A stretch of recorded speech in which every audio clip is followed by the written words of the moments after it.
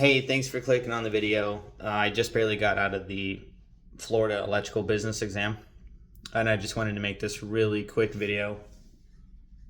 Might be quick, might not be quick, but talking about some of the things that I saw on the test and some things that you can do. So just to kind of put it out there, like I'm a pretty experienced test taker. This isn't my first business law exam. I've taken many business law exams before. I'm an electrical contractor in a couple of states.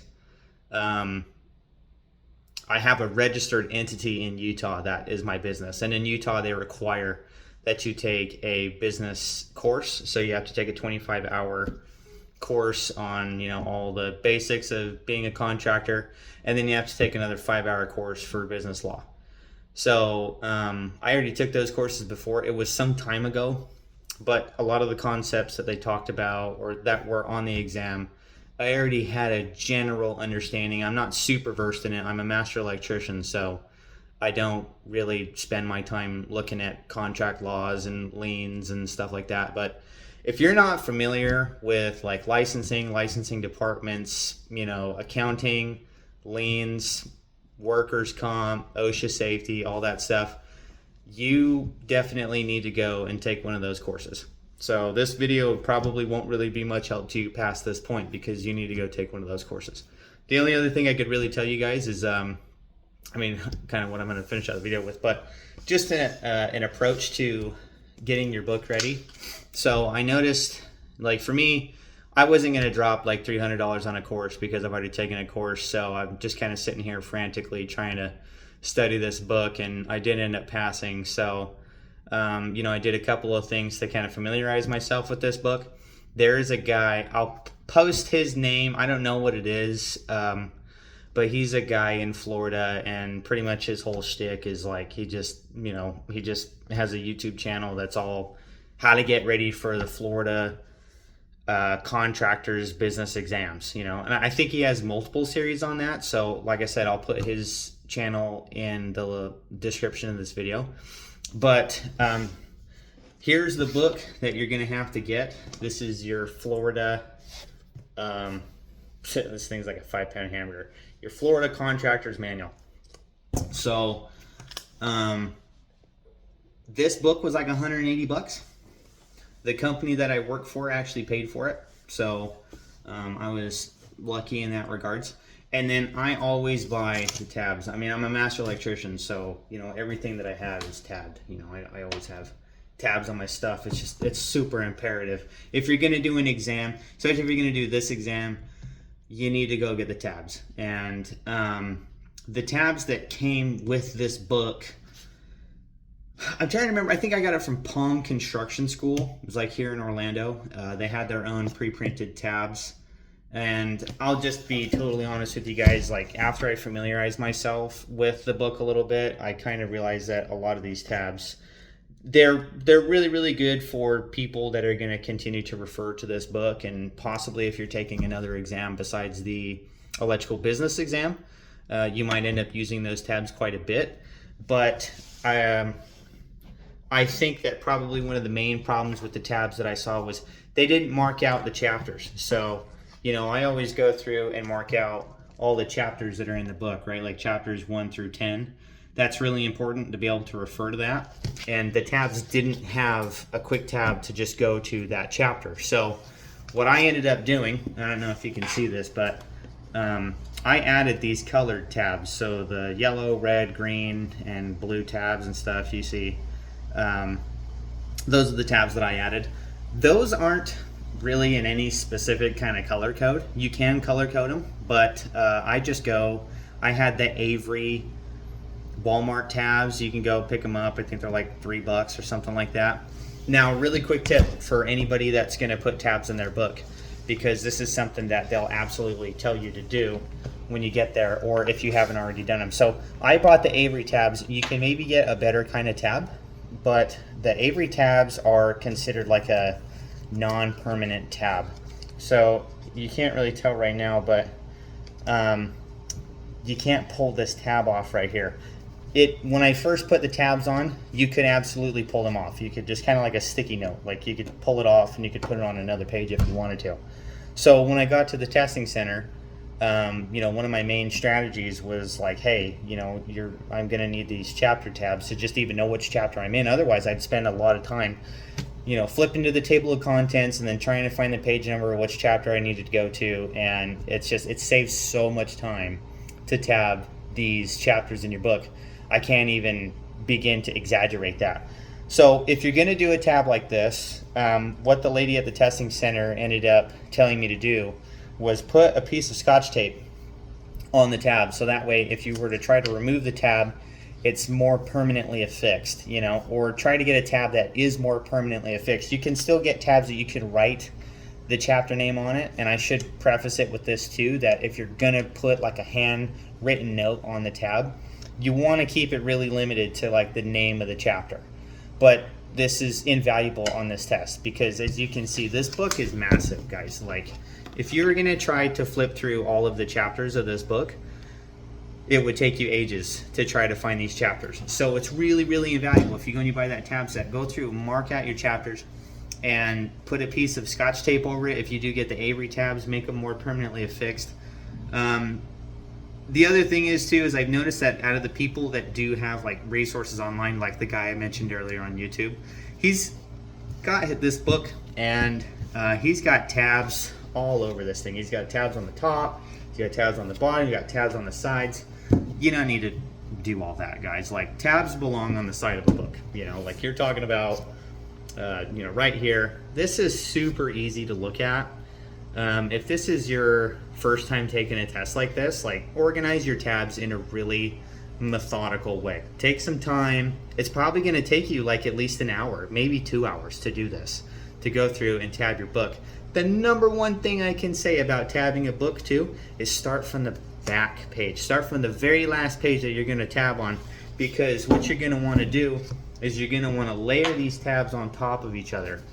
So, you know, if I were to be tabbing right here, right? If I was going to put this like third tab on, what I would do is, starting from the back of the book, I would put my very first tab on, and as I'm putting the other tabs on, I'm flipping to that page. I'm going to put that next tab right on top of that tab that I just put on the back page. That's probably the number one thing I can say about tabbing a book. Then, you know, it's not even hard, guys. Like, I'm telling you, like, I'm not a perfectionist by any means at all, trust me. But this is like, when you're in a course or an exam and you're trying to do like a quick reference, like, you don't want your tabs all over the place and crazy, dude, you know? The last thing I'll say about tabbing, and I'm going to tell you just a little bit about what to expect on the exam itself, is if you're going to go with these handwritten tabs, you know, don't be embarrassed or anything like that. I know we're all guys, we're kind of funny, but write legibly. You know what I'm saying? Like, write, I don't know if you can see that. Write really legibly. Take your time. Space out the letters. Make the letters the right size. Take your time with it. If you can't write legibly, have your wife, your girlfriend, your sister, your mom, anybody other than you do it, so that way that your tabs look good. Okay, so really quick, just as a really quick brief overview on some of the things that you might want to study on this. So here in Florida, if you're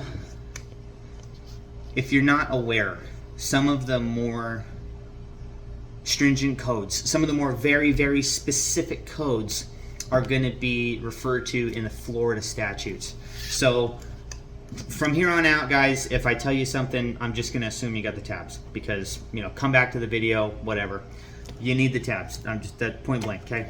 So here in Florida, you've got, actually it's down here. So you see these tabs right here. It says, you know, Chapter 489 FS.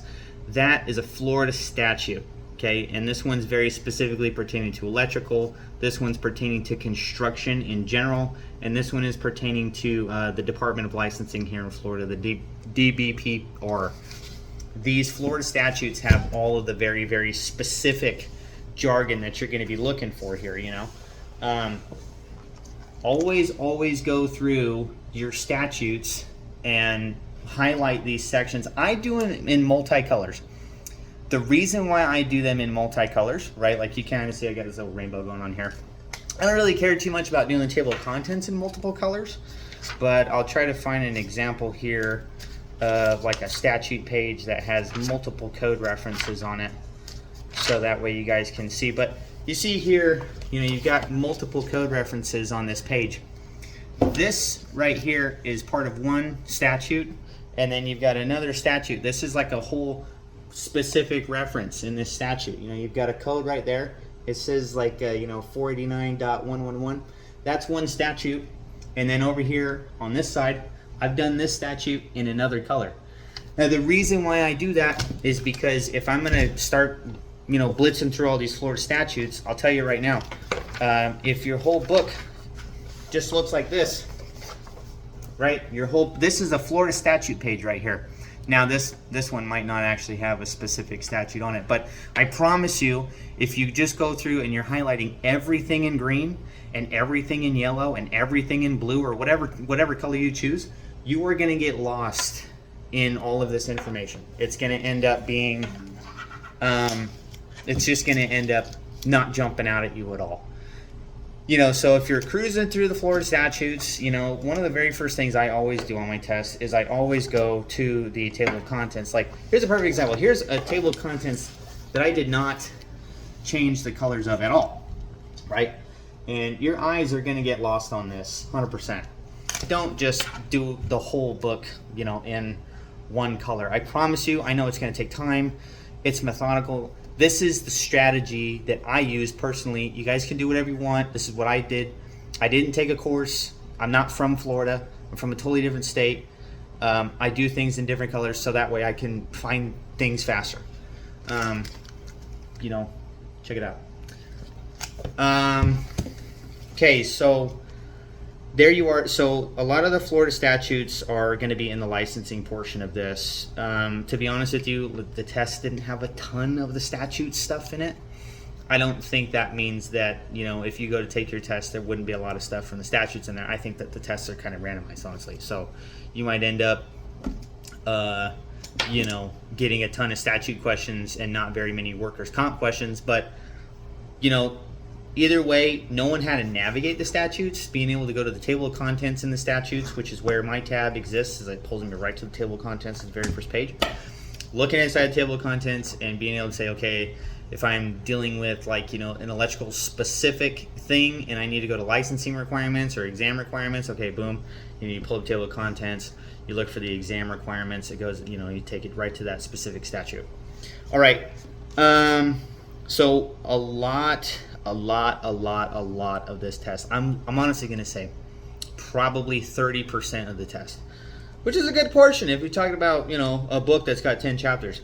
A lot of this test was on the financing part of this. Okay, so this is the financing section right here. I didn't even have a chance to even look at the financing section at all while I was doing my studies, like not one bit. So that's why I'm telling you it's so important to tab it and color code it. But the finance portion of it, some of the things that they definitely want you to understand is like a balance sheet. They want you to understand, quick ratios. They want you to understand current ratios. A lot of that stuff is on the tabs. And then they want you to understand, cash management for your system. There was quite a bit of stuff in liens and bonds, dude. If you're not spun up on liens and bonds, spend some time there, definitely get familiar with the technical definitions of the contracts. So in this whole book, you've got business plan and organization, licensing, finance management, labor laws, workers' comp, safety, subcontracts, and subcontractors and contracts, liens and bonds, and project management. The three big ones for me was liens and bonds, contracts, and financial management. That was probably the number one things that I hit a lot in my test. But I would say if you're gonna study, I would say prioritize going through and familiarizing yourself very, very well with the entire licensing chapter. And then from there, I would say if I had to prioritize it as far as your knowledge goes, go like licensing, contracts, liens and bonds, and financing. Financing, the way that the guy who wrote the chapter for financing in this book wrote it, is the best chapter of all of them. It's easy to find all the material in there. It's really easy to read. It's right there in table of contents. The workers' comp section, the safety section, good luck. That's all I got to say. The source material in there is just not really, it's not very specific, I should say that. So, if you're looking for like OSHA specific stuff and you go to the safety section and you're looking for like how much an OSHA fine is, I'm still looking for the answer. If I had to be honest with you, I'm still looking for the answer. It's probably easy to Google, find, you can find it somewhere, but if you're sitting in the exam and you're trying to find that specific section right there, it's probably something that's really specifically covered in a course. Anyways, I hope this helps. I'm not really going to put any more resources on here besides this, so don't look for any additional videos. Maybe in the future I'll make some videos or something like that, but not anytime soon. Yeah, tabs. I'm out.